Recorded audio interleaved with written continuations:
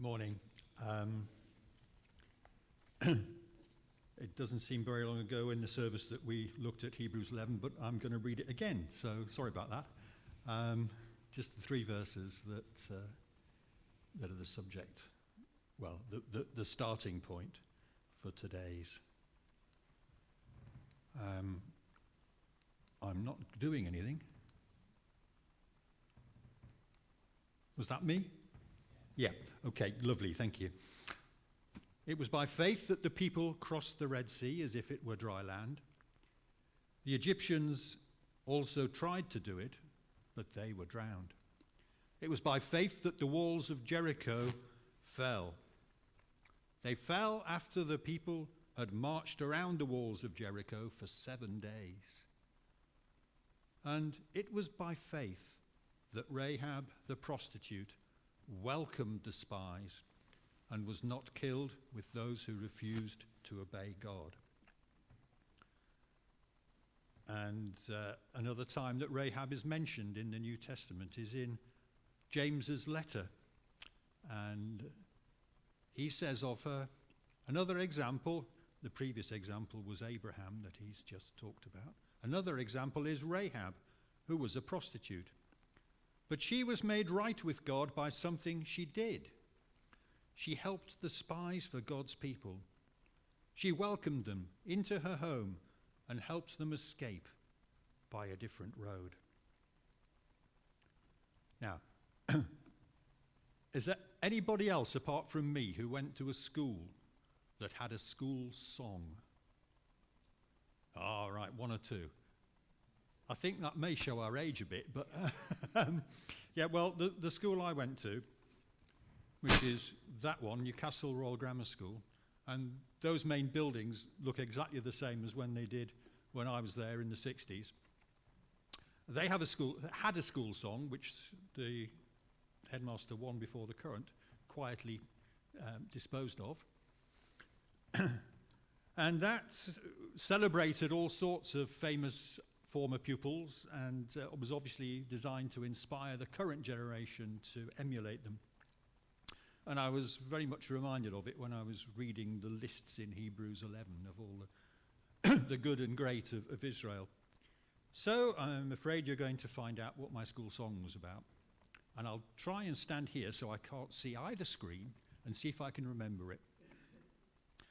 Horsley, a merchant venturer bold of good Northumbrian strain, founded our rule and built our school in bluff King Harry's reign. Long shall his name old time defy, like the castle grim that stands foursquare to every wind that blows in our stormy northern land. Fortiter defend, oh, there's another verse to come. Fortiter defendit triumphans. Now that last bit is Latin, and when I was at school I hadn't a clue what it meant, even though I did 2 years of Latin. It's actually the motto of the city of Newcastle upon Tyne, and it means triumphing through strong defence, a motto that the football team could do with taking heed of. The second verse goes on something similar. Many a name on the scroll of fame is the heritage of our land. Collingwood and Armstrong, Eldon and Bourne, Akenside, Stowell and Brand. Strong in their wisdom, wise in their strength, wielders of sword and of pen. Far went they forth from the school of the north, that mother and maker of men. Fortiter defend it, fortiter defend it, fortiter defend it, triumphans. But being rebellious school children, we tended to sing 40 dirty fenders, 40 dirty fenders, 40 dirty fenders, frying pans. But there we go. This song was sung at prestigious school events, like sort of prize givings and things. And those named in it, those men there, were all very eminent northeastern people. I mean, Collingwood was the second in command to Nelson at Trafalgar, I believe. A lot of people have heard of Armstrong and perhaps even visited his house. 4 of them ended up in the House of Lords. And parents attending any of these events would surely feel a warm feeling and confident that here was an establishment that would be a great place for their precious young men to receive an education, that it would be very good for them. But I wonder what would be the reaction if that school song went something more in the line of Hebrews 11? What if it went something like this? Many a name on the scroll of fame was the heritage of our land. Collingwood and Armstrong, Eldon and Bourne, Akenside, Stowell, and Fanny the lass from Sunderland who had a knocking shop behind the bike shed. I mean, that's effectively what Hebrews 11 is saying. So I can imagine if that was a school song, the reaction would be one of total disgust and annoyance. Disgusted of Tunbridge Wells would have a field day, and the prospective pupil numbers would diminish very quickly. So the first question this morning is, why does the writer of Hebrews put a foreign prostitute in the middle of this list? I mean, she's between Moses and Samuel and David. What is she doing there in the list of the great and good men of Israel? What is so special about her that she deserves a place in that list? And it must be something pretty impressive to rank alongside those as someone who is inherently shocking. So let's see if we can explore that a bit this morning and see if we can understand why the writer to Hebrews would take such a risk. Let's go back a long way, further than Judges. Let's go back just quickly to Numbers 13, when Israel first appeared on the banks of the Jordan. Moses had led them through through the Red Sea, as we know, as they had left Egypt and come to the banks of Jordan. And Moses sent out 12 spies to go and spy out the land of Canaan. And they brought back a report that said, this is an amazing country, flowing with milk and honey. There's only one problem. The inhabitants are very big and very strong, and there's no way we can overcome them. And at that point, the people rebelled against Moses, and the result, as they say, is history. And they spent another 40 years wandering around in the wilderness because they refused to try. But there were 2 spies who said, no, that's not true. We can do this. Let's go immediately and take the country. One of them was Caleb, who just happens to be a new great-grandson of Lily. But the other was Joshua, the Joshua we're talking about this morning. And skipping over those 40 years, we reach Joshua 1. And Moses has died. Joshua is now in charge, and he's about to take the people over the Jordan. And God says to him, Joshua, I want you to be strong and very courageous. And he says to him, I want you to be strong and very courageous. And he says to him, I want you to be strong and very courageous. And go and conquer the land. So Joshua says to the people, okay, guys, get ready. 3 days' time, we're going to go over the Jordan. And then, did you pick up from the reading? Joshua has a bit of the, I think he's got a bit of, we never did it that way before.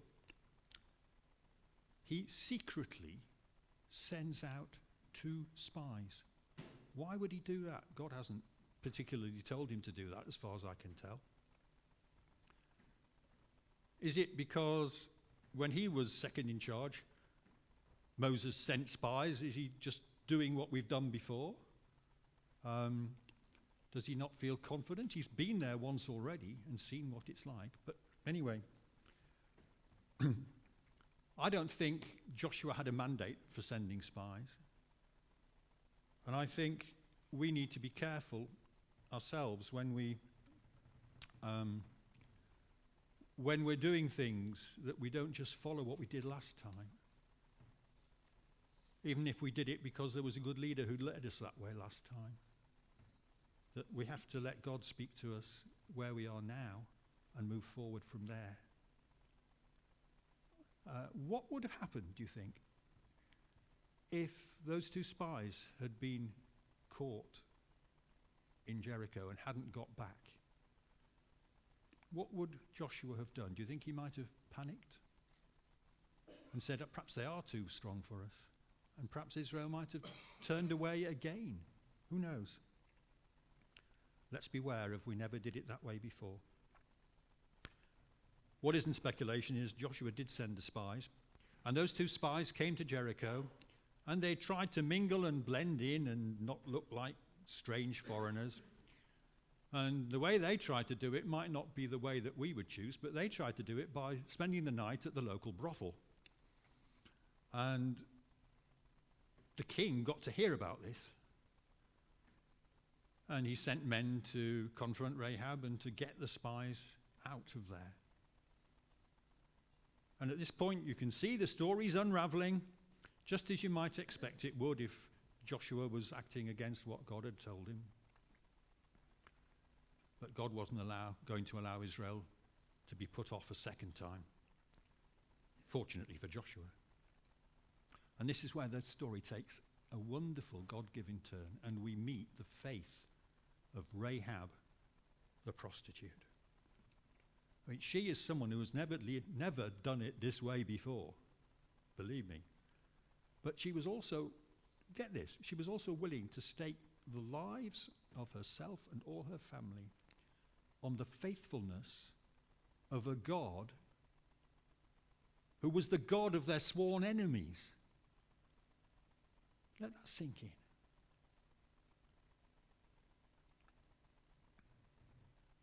She steps out in faith with no guarantees either from the spies or her own people that this will turn out well. She hides the spies up on the roof under the grass stalks, drying after being harvested. And then she sends the king's servants away with a cock and bull story that means that as a search party goes in completely the wrong direction and look for them for 3 days.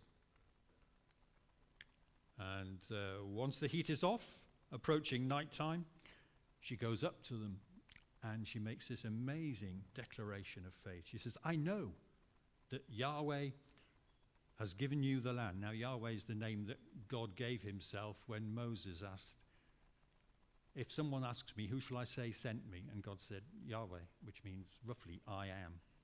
She says, I know Yahweh has given you the land. Dread of you has fallen on us.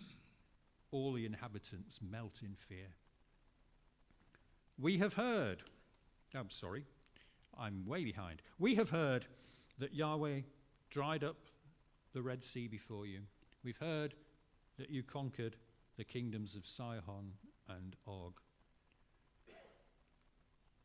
I believe Yahweh, your God, is indeed God of the heavens and the earth. Among other things, that means he's better than everybody else's God.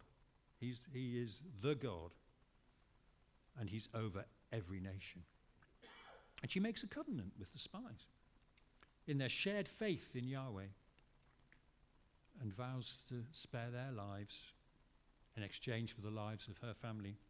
And the sign of the covenant is to be her crimson cord tied to the window, which will be the guarantee of her safety. And then she lets the spies out of the window and ties the crimson cord at her window and waits. For some considerable time, she waits. Meanwhile, the spies get back to Joshua with a good report, and the Israelites cross the Jordan, which stops flowing when the priests carrying the Ark of the Covenant step into it. And once everyone is across, they celebrate Passover because it's that time of year. It's the appropriate day. They celebrate Passover for the first time in Canaan. And then they march on Jericho. Meanwhile, Rahab waits. And the Israelite army marches around Jericho every day for a week. And Rahab keeps on waiting with the crimson cord in her window. And I imagine the tension in her house is growing, and the family's starting to get a bit antsy and a bit restive, waiting for something to happen. Church, waiting is the hardest thing we ever have to do. Take courage. Eventually, after the 7th lap on the 7th day, the ram's horn is sounded, the people shout, the walls fall down, and the city is taken. Only Rahab and her family are spared because the 2 spies have been tasked personally by Joshua to go and get them out and bring them to the outskirts of the camp. Now, you either think I'm completely mad or you're wondering why I'm showing the wrong pictures. Why I'm showing pictures that are nothing to do with the story I've been telling, but are more to do with the life of Moses. I was just trying to point out the striking parallels between the two narratives, which to me had to be deliberate. Just as Moses was hidden in the bulrushes, so from those who would kill him, so the 2 spies were hidden in the grass on the roof, drying from those who would hurt them. Just as Moses led the Israelites through the Red Sea on dry land, so Joshua led them through the Jordan on dry land. Just as the firstborn of Israel was spared by the red blood painted on the doorposts at Passover, so Rahab's family was spared by the red cord on the window at another Passover. I think that's a deliberate reference by the writer of Joshua, and he's making a point. This is a really significant story in the history of Israel. And none of it might have happened without the faith of Rahab acted out. She's definitely worth a place in the Israelite Hall of Faith. Let's just have a quick recap what we've found out. Rahab believed the words concerning God's promise and about God's actions. She fully committed herself to God's people, threw her lot in with them completely. There was no going back. And she acted with courage and resolve in the face of mortal danger. Faith is the assurance of things hoped for, but acted out. Faith, action. James, in his letter, says we need both. But which is the chicken? Which is the egg? I'm afraid that question's above my pay grade. So we'll move on. But to be serious for a moment. Oops, not yet. We are a church which is collectively grieving in a way that a number of us have never experienced before as church. And it's understandable that we have a need to hunker down and take time out. Our Lord Jesus says to each one of us, "Come to me, all you that are weary and are carrying heavy burdens, and I will give you rest." And I think that's a word for many of us at the moment. But he then goes on. "Take my yoke upon you," that is, put all your strength into working alongside me. "Take my yoke upon you and learn from me, for I am gentle and humble in heart, and you will find rest for your soul." As we've looked at Rahab this morning, we've seen someone in great distress, faced with losing literally everything, who by God's grace was able and willing to step boldly forward as a result of her growing faith in the God of Israel, and so become instrumental not only in her own family's salvation, but in the successful beginning to the conquest of Canaan by the Israelites. Indeed, an example for us.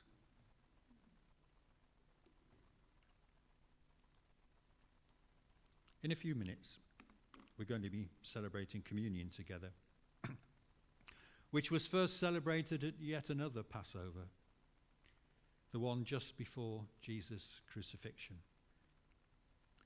And as we recount the story of that meal, as we remember the shedding of Jesus' blood for our salvation, let's also keep in mind the events of that first Passover in Canaan for the Israelites and Rahab's part in it. As we come to communion, we may feel, as Mark was describing last week, that we are little ones of no account. We may feel that we are hanging on to God by a thread, as we heard in that first song this morning. We may feel that we are outsiders, that we don't belong. We may feel that we could never act fearlessly. We may feel that we have nothing to offer, or that, like Rahab, what we do have and who we are might be unacceptable to God. God's answer to each one of us: come to me, all you who are weary and carrying heavy burdens, and I will give you rest. Let's open our hearts to God, who has called us to himself and redeemed us.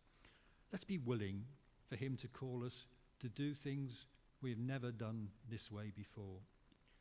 Let's be willing to trust his promises and his character in new ways. Let's be willing, both as church and as individuals, to step out in faith into new areas of service for him, be they big or be they small. Knowing that as we do so, we will receive God's promised rest.